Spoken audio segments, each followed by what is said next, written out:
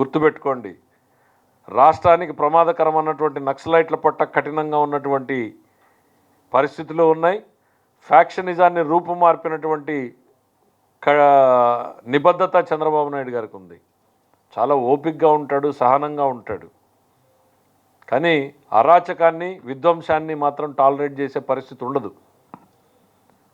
కేవలం జగన్మోహన్ రెడ్డి గారి పర్యటనలన్నీ కూడా రాష్ట్రంలో రౌడీలారా నా వెనక రండి, నేను మీకున్నాను అని ఒక భరోసానిచ్చే కార్యక్రమంతో రాష్ట్రంలో విధ్వంసాన్ని సృష్టించి, అరాచకాన్ని సృష్టించి తన మీద చుట్టుముడుతున్నటువంటి కేసుల నుంచి దృష్టి మరల్చుకోవడానికి చేస్తున్నటువంటి ప్రయత్నాలే ఈ పర్యటనలు. Thank you.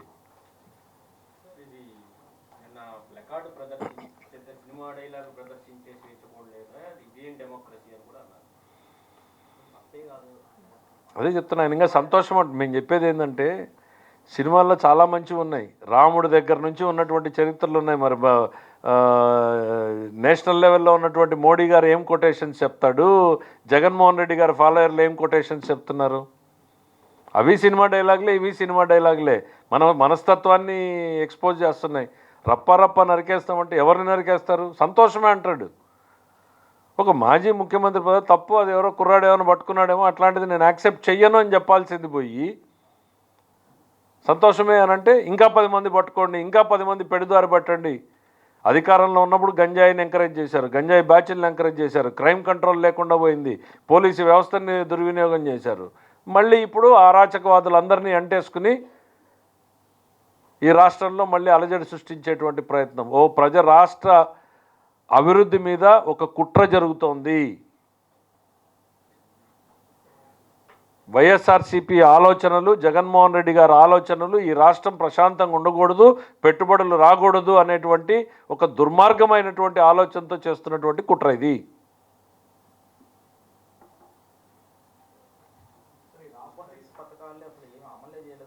నేను కాదమ్మా, కళ్ళ ముందే చెప్పి మీకు లిస్టే చెప్పేసాం కదా. సూపర్ 6 ఇంకా మేము డేట్లతో ఇప్పుడు 15,000 ఇచ్చింది అబద్ధమా? రోజు ఫోటోలు చూస్తున్నారు కదా, క్యూల్లో ఎట్ట నిలబడుతున్నారు. బ్యాంకులు, పోస్ట్ ఆఫీసులు కిటకిటలాడుతున్నాయి కదా. నువ్వు ఇచ్చిన దానికి డబ్బులు ఇచ్చాం కదా. నువ్వు 5,000 కోట్లు ఇస్తే మేము ఇచ్చేది 10,000 కోట్లు అవుతుంది. ఇప్పుడు 9,600 దాకా మాకు ఇప్పుడు అంచనాలు వచ్చినాయి, ఇంకా పెరగచ్చు. నీకు డబ్బులు ఇచ్చినట్టే కదా సంక్షేమం పథకంలోను. పెన్షన్లు కూడా నువ్వు ఇచ్చిన దానికి డబ్బులు ఇచ్చినట్టే అయిపోయింది కదా. మేము ఏది తీసుకున్నా కూడా నీకన్నా రెట్టింపే చేస్తున్నాం, మీకన్నా ఎక్కువే చేస్తున్నాం సంక్షేమంలో. నీలాగా 5 కోట్లు ఇచ్చి 10 కోట్ల అడ్వర్టైజ్మెంట్ మేము వేసుకోవడంలా. 1,000 కోట్లు ఖర్చు పెట్టినా చాలా మా డ్యూటీ అన్నట్టుగా పేదల సేవలో, మత్స్యకారుల సేవలోని ఇంటింటికి కాలినడకన పోయి చేస్తున్నాం తప్ప పేపర్లో అడ్వర్టైజ్మెంట్లు వేసుకుని ప్రచారం చేసుకోవడం లేదు. అదే ప్రచారం తక్కువ చేసుకుంటున్నాం మేము మా డ్యూటీ మేము చేస్తున్నాం, ప్రజల కోసం మేము పనిచేస్తున్నాం అన్నట్టు పోతున్నాం. నువ్వు ఇచ్చినటువంటి కొన్ని పథకాలు అయితే 10 కోట్లు ఇస్తే 10 కోట్ల అడ్వర్టైజ్మెంట్ వేసుకున్నారు మీరు.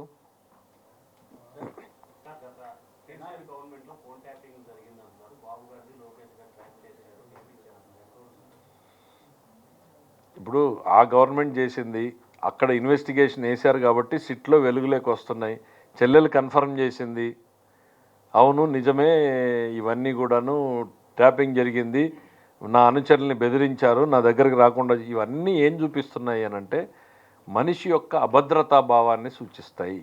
జగన్మోహన్ రెడ్డి గారి అభద్రతా భావం ఎటువంటిది అంటే సొంత చెల్లెల మీద కూడా నిఘా పెట్టుకునేటువంటి అభద్రతా భావం. మనకి ఇది ఎప్పుడు కనపడుతుంది? ఢిల్లీ పాలించినటువంటి సుల్తానుల టైంలో కనపడుతుంది. ఈ కుటుంబంలోనే 17 మంది సోదరీమణుల్ని చంపుకున్నటువంటి చరిత్రలు ఉన్నాయి మనకి ఢిల్లీకి. సో అట్లాంటి హిస్టరీ కనపడుతుంది. కుటుంబంలో రప్ప నరికేస్తామంటే ఒకటి చూసాము, గొడ్డలిపోటుని చూసాము, మళ్ళీ తల్లిపోటు చెల్లిపోటుని చూసాము.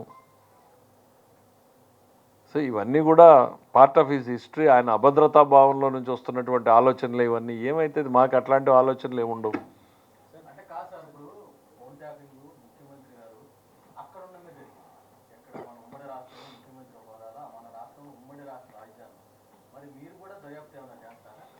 అంటే అది కాదు, వెలుగులోకి రానియండి. ఇప్పుడు ఆ ప్రభుత్వం వెలుగులోకి తీసుకొస్తుందో, సిట్ వేసింది.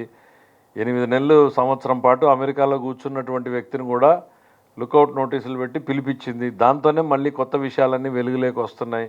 ఏదో ప్రైవేట్ సెంటర్లో ఎక్విప్మెంట్ పెట్టారు, ఏదో గవర్నమెంట్ చేయడం కాదు, ప్రైవేట్ ఇళ్లల్లో పెట్టారని ఆ ఇంటి దగ్గర పోయి అప్పుడున్నటువంటి ముఖ్యమంత్రి గారు ఇంటి చుట్టూ పెట్టి ఆయన ఏం మాట్లాడుకుంటున్నాడో ఆ రోజున్న ప్రతిపక్ష నాయకుడు తెలంగాణలో రేవంత్ రెడ్డి గారి ఇంటి చుట్టూ పెట్టారని, ఇంకో మంత్రి ఇంట్లో ఎక్విప్మెంట్ పెట్టి ఇవన్నీ చేశారని రకరకాల కథనాలు వింటున్నాం. రానియండి, రిపోర్ట్ వచ్చిన తర్వాత చూద్దాం ఏం జరుగుతాయి అనేటువంటిది. అంత సార్ ఇంకా పూర్తి వివరాలు రావాలి. ఫోన్ ట్యాపింగ్ అదే చెల్లెల్ది కన్ఫర్మ్డ్, ఇంకా ఎన్ని వస్తాయో బయటికి అంటున్నా. చూద్దాం, అంటే ఫుల్ రిపోర్ట్ రానియండి. ఇప్పుడు మీ కథనాల ద్వారానే మేము కూడా తెలుసుకున్నాం. Let the total details come out, appropriate టైంలో ఏం చేయాలో చూద్దాం దాని మీద.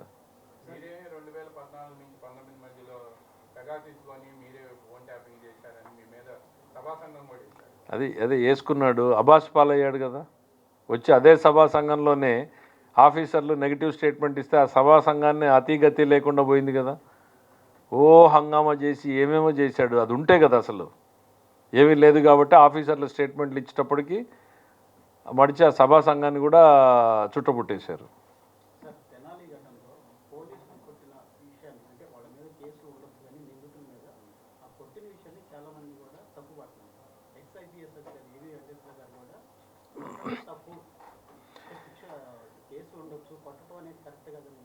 ఇది లాంగ్ డిబేట్. దాని మీద friendly police versus fear of police అనేటువంటి డిబేట్ అనేటువంటిది చాలా జరుగుతోంది. చాలా రిఫార్మ్ కమిటీస్లో కూడా డిస్కషన్ జరిగింది.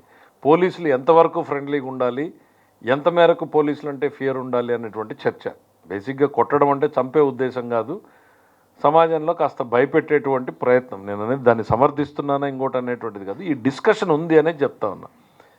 ఇప్పుడు మనం ఫ్రెండ్లీ పోలీసు వైపు అడుగులు వేస్తూ ఉంటే అదే పోలీసు వ్యవస్థల వాళ్ళే చాలామంది చెప్తున్నారు, మనకున్న పోలీస్ ఎంతమంది, 1,00,000 మందికి ఒకడో లేక 50,000 మందికో 10,000 మందికో ఒకడు ఉంటే it is the fear of police only which controls. అది తగ్గించకూడదు అనేటువంటి భావ వ్యక్తీకరణ చేసే వాళ్ళు కూడా ఉన్నారు. కాబట్టి ఇప్పుడు పోలీసుల పాత్ర ఏంటి అనేటువంటిది కాదు, పోలీసు వ్యవస్థను ఏ రకంగా మీరు తయారు చేశారు గతంలో, ఇప్పుడిప్పుడు వాళ్ళకి స్వేచ్ఛా స్వాతంత్రాలు వచ్చి కనీసం శాంతి స్థాపన చేయాలనేటువంటి ఆలోచనలను ముందుకు పోతున్నారు. అంటే ఆ స్పెసిఫిక్ ఇన్సిడెంట్ మీద నేను అంత డీటెయిల్గా పోలేదు, కానీ బేసిక్గా పొలిటికల్ యాక్టివిటీలో జగన్మోహన్ రెడ్డి గారు ఏమి సందేశాన్ని ఇస్తున్నాడు అనేదే మనకు most important lesson for the day.